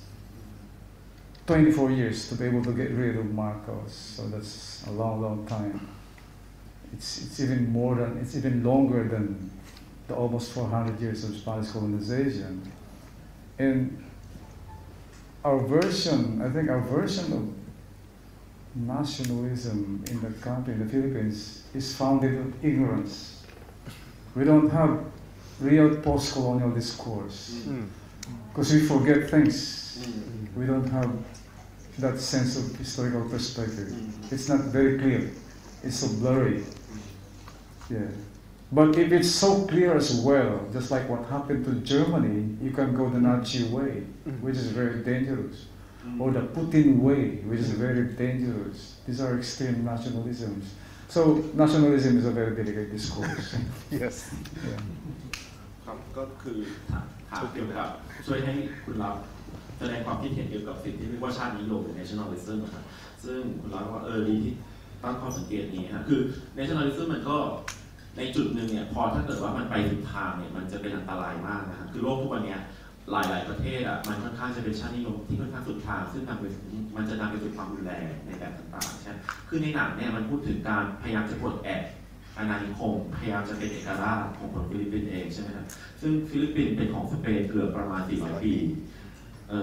บวกกับอเมริกาเป็น40 ปีครับคือฟิลิปปินส์อาจจะเป็นประเทศในโซนเอเชียที่เป็นของตะวันตกนานที่สุดแล้วนะครับแต่ว่าสิ่งหนึ่งก็คือต่อให้ตัวคนฟิลิปปินส์ปลดแอกตัวเองจากอำนาจตะวันตกได้แล้วเนี่ยคนฟิลิปปินส์จนถึงทุกวันนี้ก็ต้องปลดแอกตัวเองจากอำนาจอื่นๆซึ่งไม่ใช่แค่อำนาจจากต่างชาติเท่านั้นแต่เป็นอำนาจจากเผด็จการในประเทศเองใช้เวลาเกือบ24 ปี24 years ประมาณ20 กว่าปีที่จะปลดแอกตัวเองออกจากเผด็จการสมาร์ทซึ่งมันนานมากประมาณนึงครับซึ่งพอเป็นอย่างเงี้ยคือตัวคนฟิลิปปินส์อยู่ในสภาวะที่เหมือนแฟรกเจอร์อ่อนแอย่ำแย่อะไรอย่างนี้ใช่ไหมครับทีนี้อันตรายของ nationalism หรือชาตินิยมเนี่ยก็คือมันก็อยู่บนฐานของความไม่รู้สิ่งรู้แปลก ignorance อยู่ดีก็คือไม่รู้อะไรเลยคือประมาณว่าคนฟิลิปปินส์อาจจะเรียกว่ามีความขี้ลืมคือเขาคุณลาเซนว่าเราไม่มี post colonial discourse ที่แท้จริงคือเราไม่มีความคิดเชิงวิพากษ์ต่ออาณานิคมที่แท้จริงเราโดนสเปนครอบงำมา400 ปีเราโดนอเมริกาครอบงำต่ออีก40 ปีเราโดนมาร์โกสครอบงำอีก20 กว่าปีแต่ในที่สุดแล้วคุณก็ยอมให้อเมริกาคนใหม่ครอบงำคุณอยู่ดีคุณไม่ได้เรียนรู้จากประวัติศาสตร์คุณไม่มีความตระหนักรู้ประวัติศาสตร์คุณก็เลยเกิดความไม่รู้สิ่งแปลกคือความอิกนอแรนต์นั่นเองคือพอเป็นอย่างนั้นคุณเราที่ลืมเราจำไม่ได้ว่าเราโดนใครทำมาความเพิกเฉยความหลงลืมความเพิกเฉยความหลงลืมเป็นต้นนะครับ Okay. You can push that to be right. It's really cultural. I'm very sure that the way Thai people see nationalism is so different from us. Yeah, because you're never You're not a colonized people, but you have a monarchical setup, so it's quite different. Yeah. Monarchical. So it's a very different setup. So your perspective of nationalism is so different. Yeah.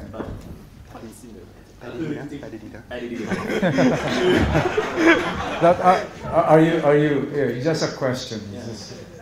Are you gonna liberate yourself from monarchy? All right. Later. คือคุณรับมองว่าคนไทยน่าจะมีมุมมองต่อความเป็นชาตินิยมที่แตกต่างไปจากของฟิลิปปินส์นะฮะด้วยสาเหตุหลักๆมากเลยคือคนไทยไม่เคยตกเป็นเมืองขึ้นโดยทางการนะ officially colony ไม่เคยเป็นเมืองขึ้นโดยทางการของชาติใดๆนะฮะในขณะที่ฟิลิปปินส์เนี่ยคือมีสเปนมีอเมริกาเป็นเจ้าอาณานิคมทางการใช่ไหมแต่คนไทยเนี่ยก็จะมีสังคมไทยเนี่ยจะมีบริบทเฉพาะที่เฉพาะอย่างหนึ่งฮะมันก็เกิดจากการมาตั้งคำถามว่าแล้วคนไทยสามารถจะปลดปล่อยตัวเองออกจากบริบทเฉพาะนั้นได้อย่างไรHow do you discourse on the issue of liberation? It's different. Although yeah, parallelism of struggles, yes, but it's a different perspective. Yeah, it's very cultural, and in a way very psychological as well. แล้วแต่สังคมแล้วแต่บริบทแล้วแต่ที่เชิญครับ According to what we are talking right now, so I'm interested to discuss more about this because in this region, I believe that we all have censorship and we all have like our own context. And I would like to know in the Philippines right now under the Duterte government, what is the situation of the censorship? Okay, translate first. ก็คือคำถามคือผู้ชมเชื่อว่าในบริบทหรือภูมิภาคในเซาท์อีสต์เอเชียเนี่ยเราต่างมีปัญหากับเซนเซอร์ชิพประมาณนึงแต่ละที่มักจะมีปัญหาที่เซนซิทีฟที่แตะต้องไม่ได้ของตัวเองนะฮะในแต่ละประเทศนะก็เลยอยากรู้ว่าในฟิลิปปินส์ในยุคดิจิทัลเนี่ยเซนเซอร์ชิพสถานการณ์เป็นยังไง This present dispensation is very vindictive. So it's a form of censorship. They just arrested 2 days ago. Have you heard about the news? The head of Rappler. It's a news bureau in the country. It's in the internet. Maria Risa was arrested. He's like a fighter journalist, and she was arrested 2 days ago. So yeah. Relatively, we're free to talk, but yeah, be very careful because this dispensation, this president is very vindictive. He's a madman. So this makes like the artists need to beware of themselves about what they are, the way that they. Culturally, he's very ignorant, so he doesn't care about artists. Yeah, he's very ignorant. He just talks politics, he curses, he swears. So he mostly target journalists, mostly? Journalists and all his nemesis, all those who attack him, it's very, his thinking is very limited. ก็คือตอบประมาณว่าตัวประธานาธิบดีคนปัจจุบันนะฮะค่อนข้างที่จะ vindictive จะแปลว่าแปลเร็วๆนะฮะก็คือก็จับคนเยอะแล้วกันคือก็บอกว่าแต่ว่าหลักๆเนี่ยเพิ่ง2 วันก่อนก็เพิ่งจับนักข่าวไปนะฮะแต่ว่าจริงๆเราอาจจะตัวฟิลิปปินส์เนี่ยอาจค่อนข้างเหมือนจะอิสระที่จะพูดแต่ก็ต้องระวังตัวหน่อยแต่ว่าคำถามต่อมาว่าแล้วอย่างนี้คำถามต่อมาก็คือถามต่อเนื่องก็คือแล้วนี้ศิลปินอย่างนี้ก็ต้องระวังตัวเองไหมในการผลิตงานอะไรแล้วตัวคุณเราบอกว่าไม่หรอกเพราะว่าตัวประชาชนเนี่ยไม่ค่อยรู้เรื่องอะไรเกี่ยวกับศิลปะคือถ้าเกิดจะสนใจก็สนใจนักข่าวหรือสนใจคู่แข่งทางการเมืองซึ่งก็น่าจะโดนเพ่งเล็งเป็นประจำแต่ว่าตัวศิลปินเนี่ยก็คือเขาทำไปเถอะเพราะว่าเขาค่อนข้างมีความจำกัดในเชิงความคิดไม่ค่อยได้เยอะประมาณนั้น He's very feudal, very moronic feudal lord. Sometimes, เขาเป็นเหมือนกับสัตตินาปัญญาอ่อน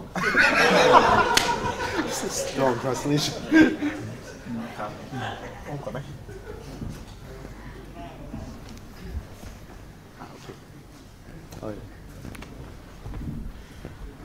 Wow, it's very strong. Q&A session. This question comes from my curiosity. recently I've seen a Filipino comedy directed by a young filmmaker. I cannot remember his name. What's the title of the film? The leading actress, one of the leading actress of this film is Gloria Diaz. Gloria Diaz, who is one of the Filipinos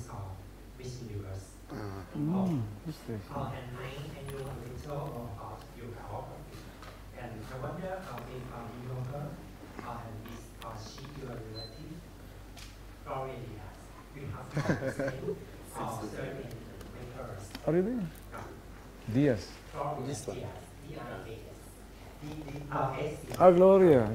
She's a distant relative. Yeah. Oh. But with she's the actor in one of my works, Batang West Side. Batang West Side, okay. Yeah. Gloria Diaz, yeah. We're from my parents and her parents. They come from the same place. Where, they're the bourgeois, we're the proletarian, we're the poor. Yeah.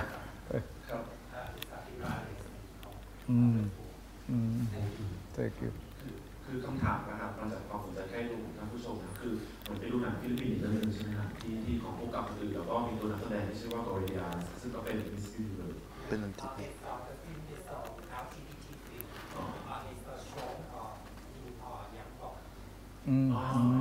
ได้ดูที่นักพูดใช่ไหมก็คือ This is a comedy film, no? Yeah. แล้วก็ตัวนักแสดงคนหนึ่งชื่อคือโกริยาก็เลยถามว่าเป็นอะไรกับคุณลาเบียสบอกว่าทำตัวเดียวกันแล้วเป็นญาติห่างกันเหมือนกับพ่อแม่มาจากที่เดียวกันเป็นกรรมชีพเหมือนกันเป็นกระดุมพีกับกรรมชนประมาณนี้โอเคครับโอมครับ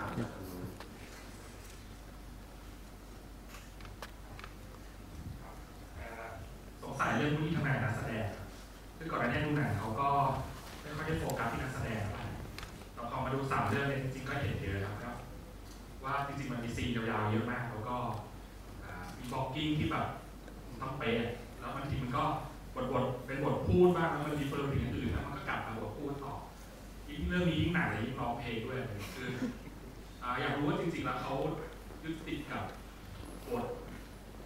ที่เขาเขียนแค่ไหนหรือว่าจริงๆมันเป็นการทำงานอีโคไลซ์หรือว่า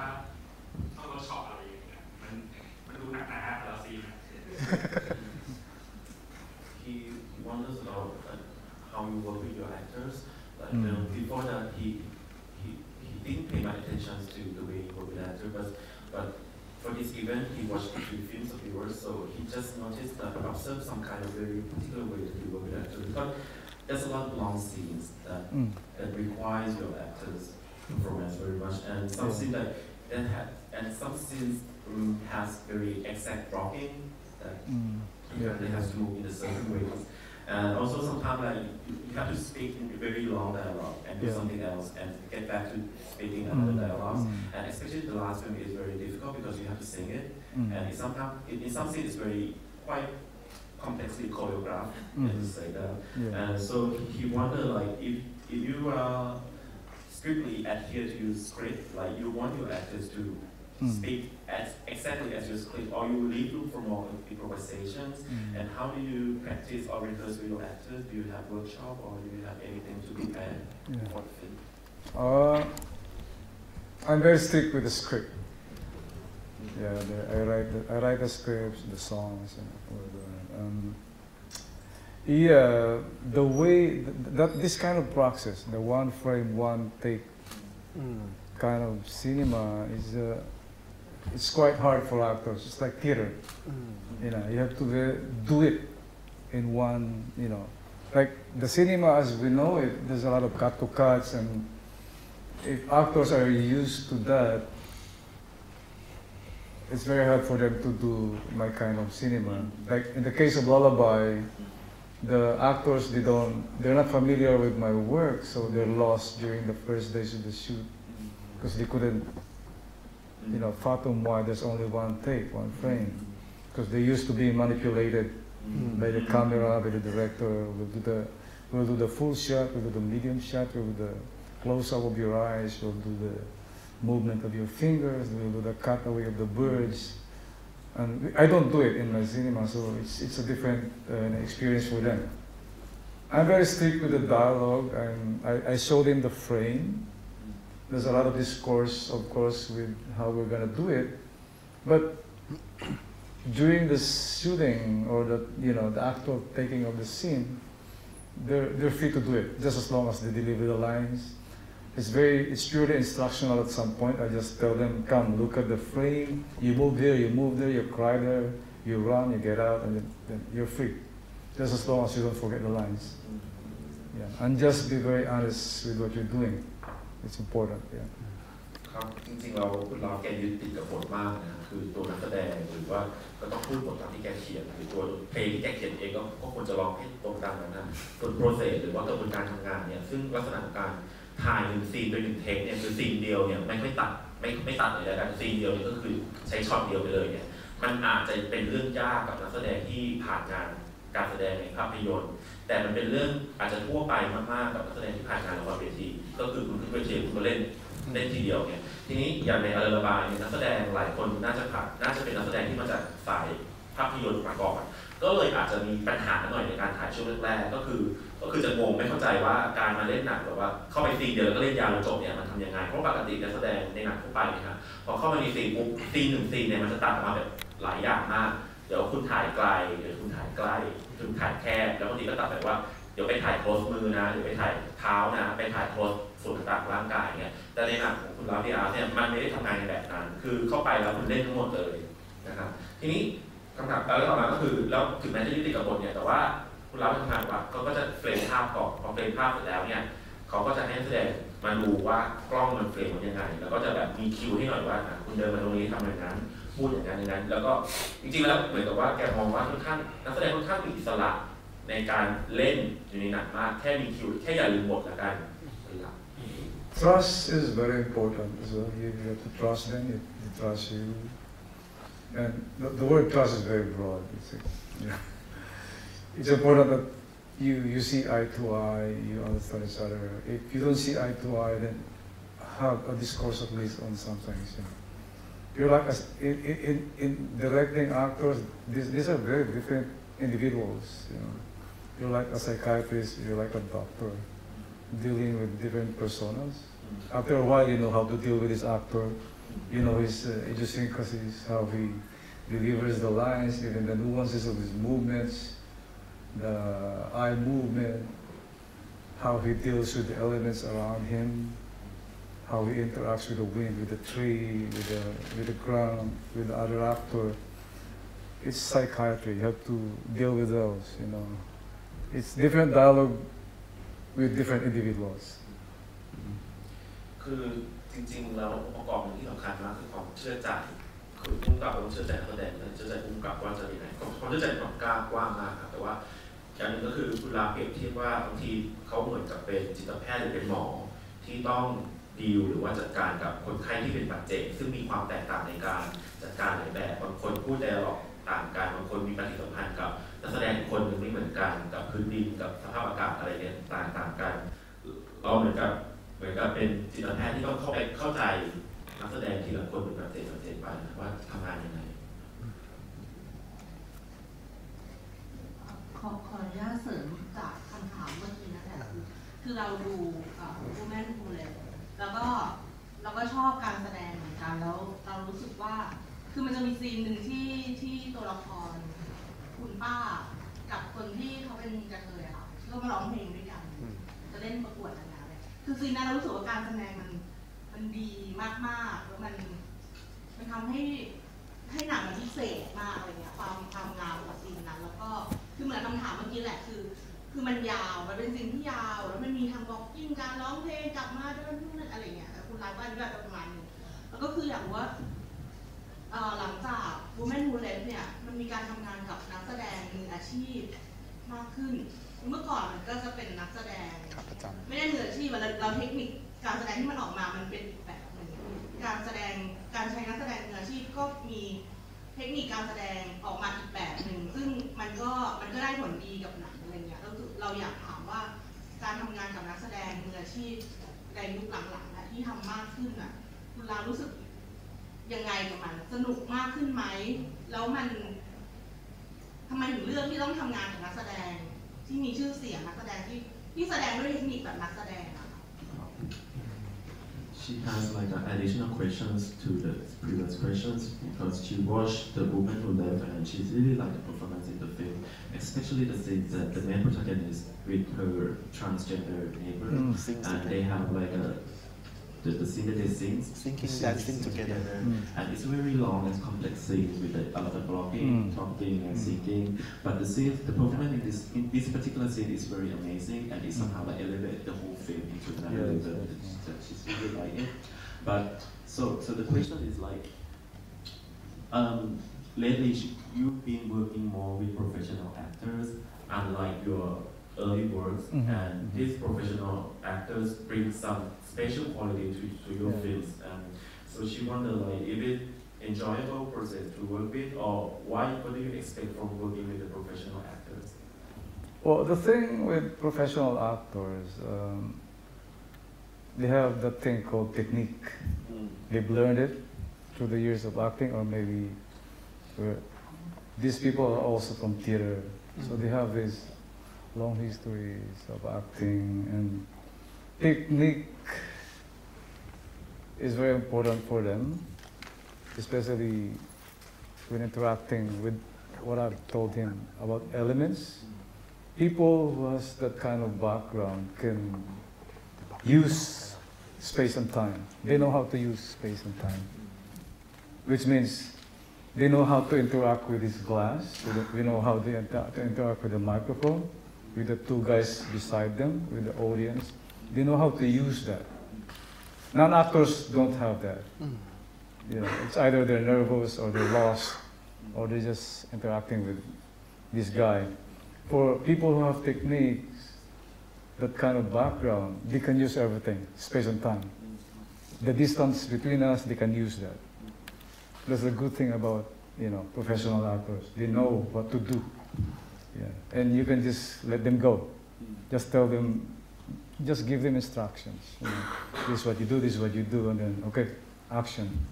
And they'll give you something. Yeah. คือแปลนะครับก็คือสิ่งหนึ่งที่นักแสดงอาชีพเขามีก็คือเทคนิค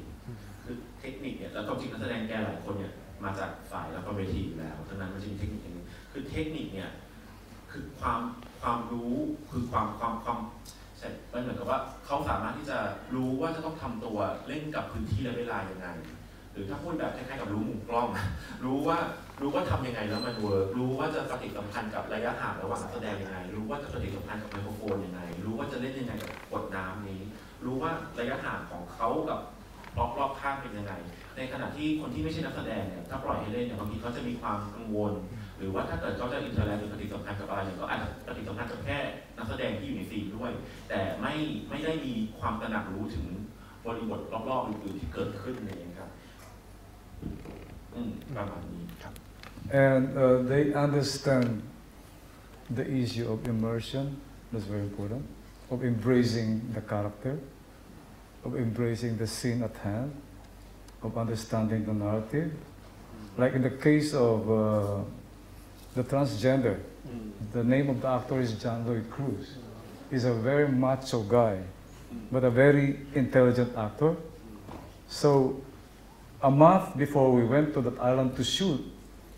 he was immersing himself in all the gay bars in Manila.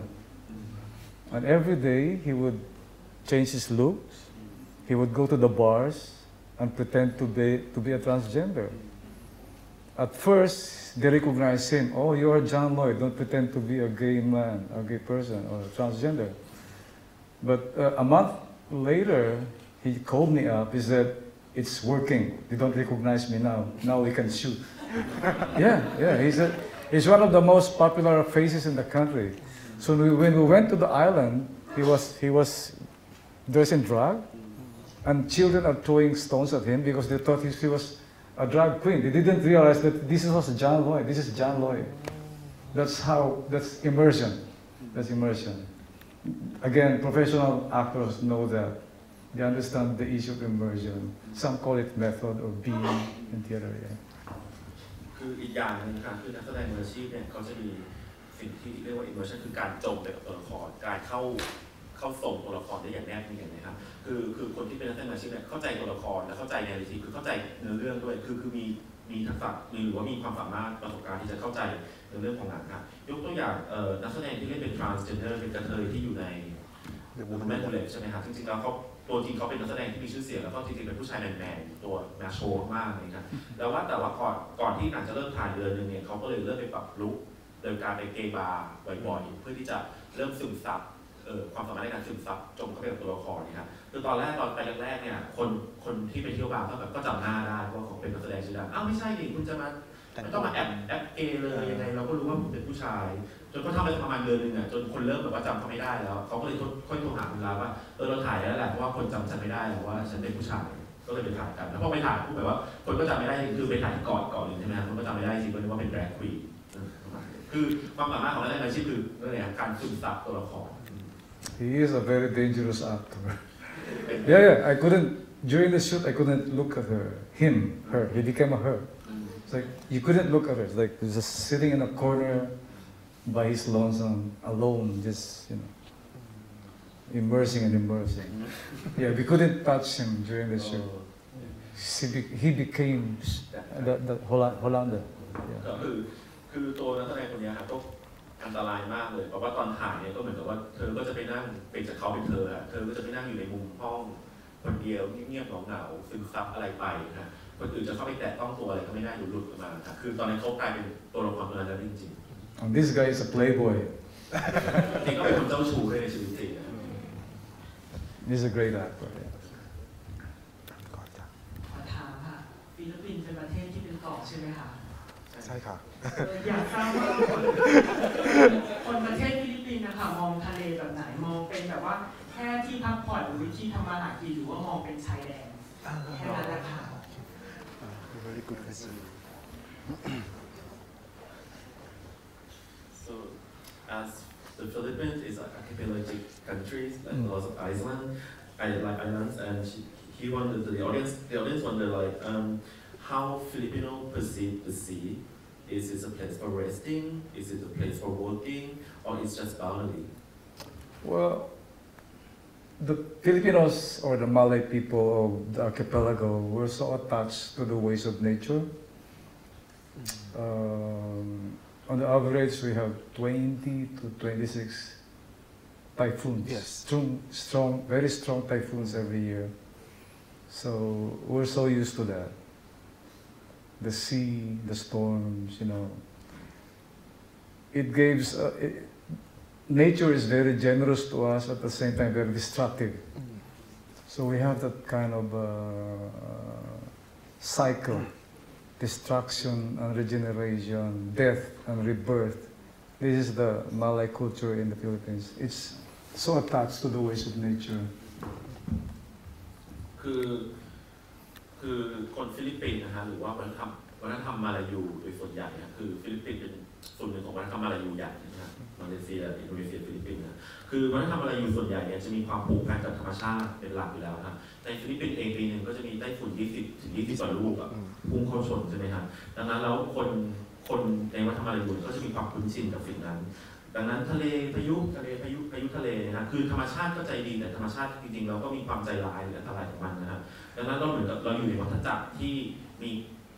ความเสียหายความเจ็บปวดอันตรายและการเกิดใหม่การพักผ่อนการรื้อฟื้นนะครับดังนั้นเราเหมือนกับว่าในวัฒนธรรมมาลายูเนี่ยเราสัมพันธ์กับธรรมชาติในลักษณะนี้ so there's nothing like exceptional to the relationship between like Filipinos and the sea like Yeah, it's just, we're so attached to the ways of nature, the sea, the storms. And it extends to how we live politically. We allowed the Spanish to destroy us for almost 400 years. We allowed the Americans to, overwhelm us for almost 100 years. We allowed Marcos to stay with us for 23 years. We allowed the Japanese to rape us for 4 years. And now we're allowing ourselves to be ruled by this madman again. So it's the same. The way we deal with nature is the same. The acceptance of very, very feudal and destructive rulers, we allow them, colonization, imperialism, despots like Marcos and Duterte, we allow them. คือจริงๆอาจจะเปรียบเทียบการอยู่กับธรรมชาติกับการอยู่ในสภาวะการเมืองของฟิลิปปินส์เองก็ได้คือคนฟิลิปปินส์ยอมให้สเปนยึดเป็นอาณานิคมเกือบ400 ปียอมให้อเมริกามีอิทธิพลในประเทศเกือบ100 ปี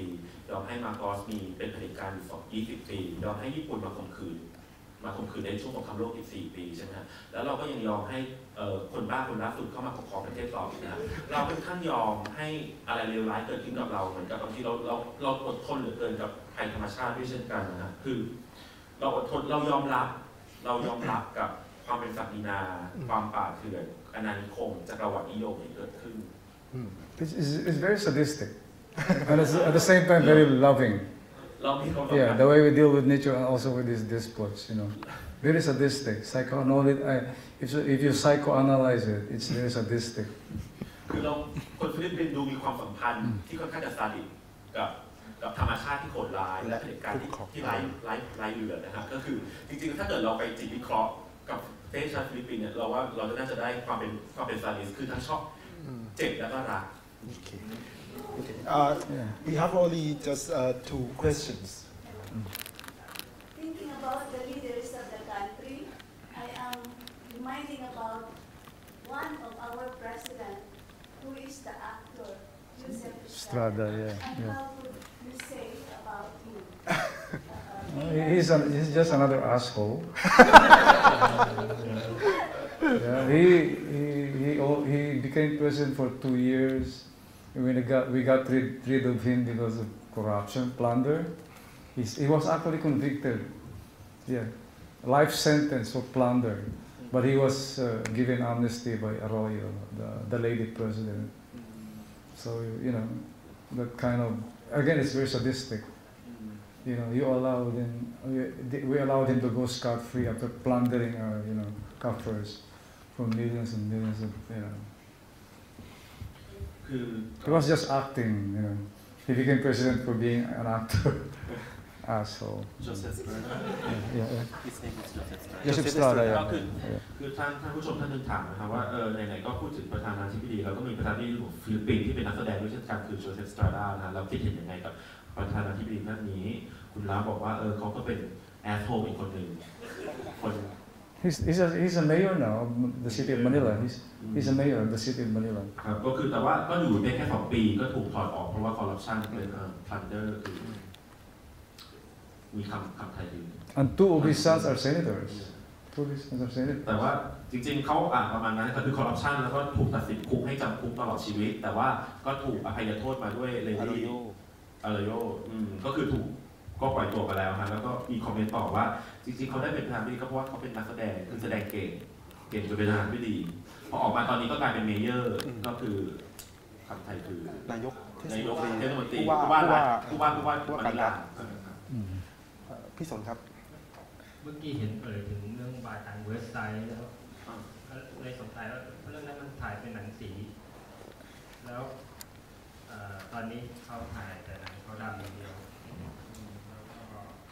ทำไมไปไงมาไงเขาถึงได้ถ่ายหนังในอเมริกาทั้งเรื่องเลยนะ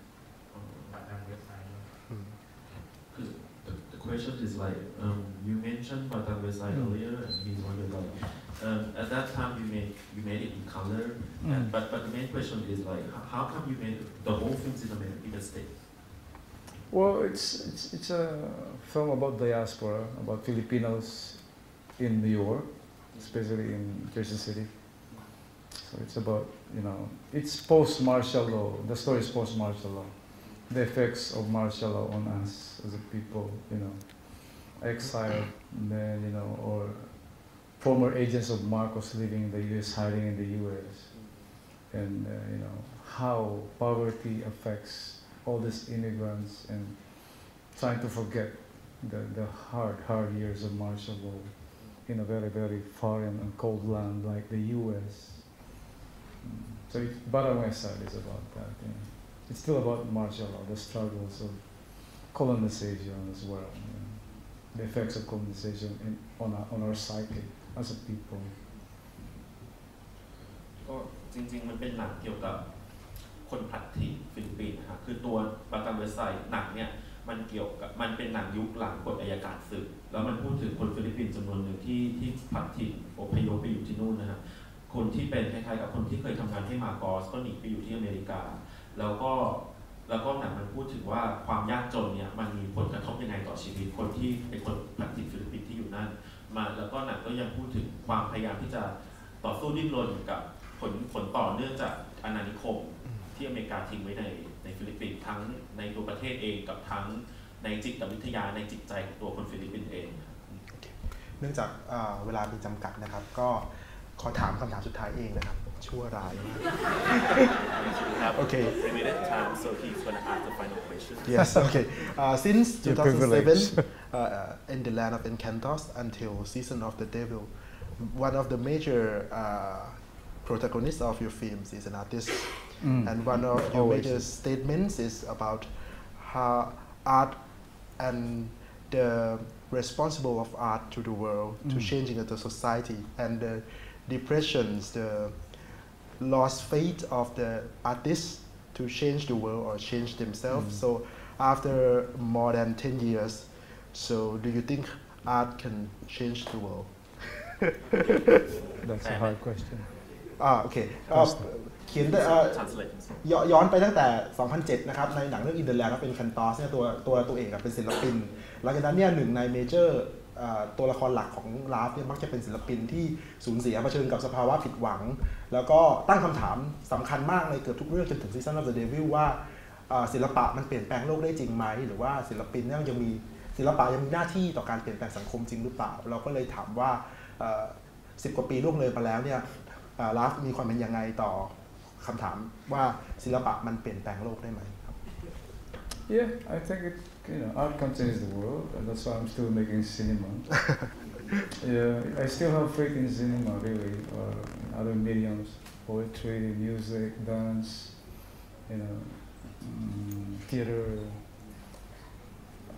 painting. The mediums of art,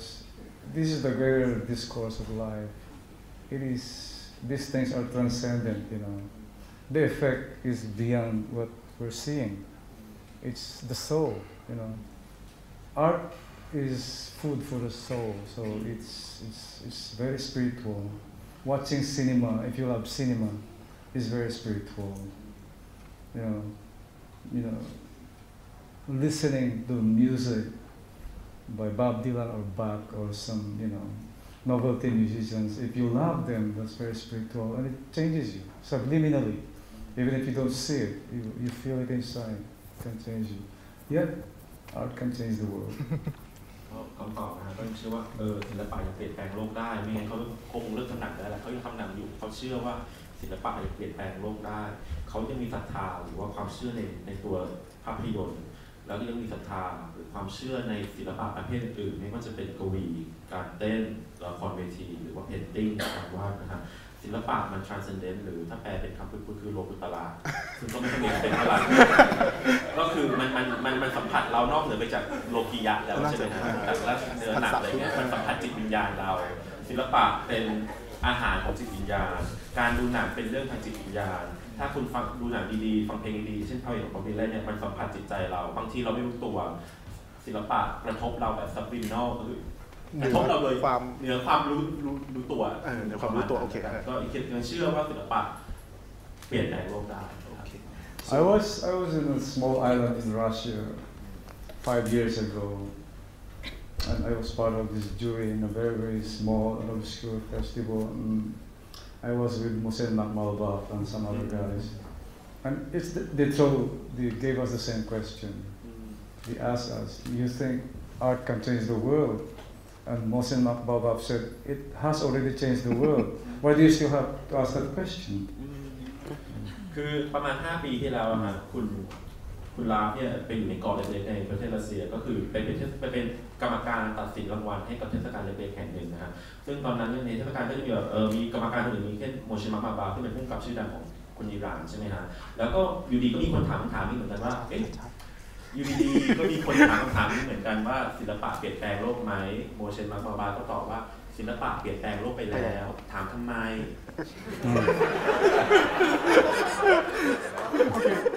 Thank you. Thank you.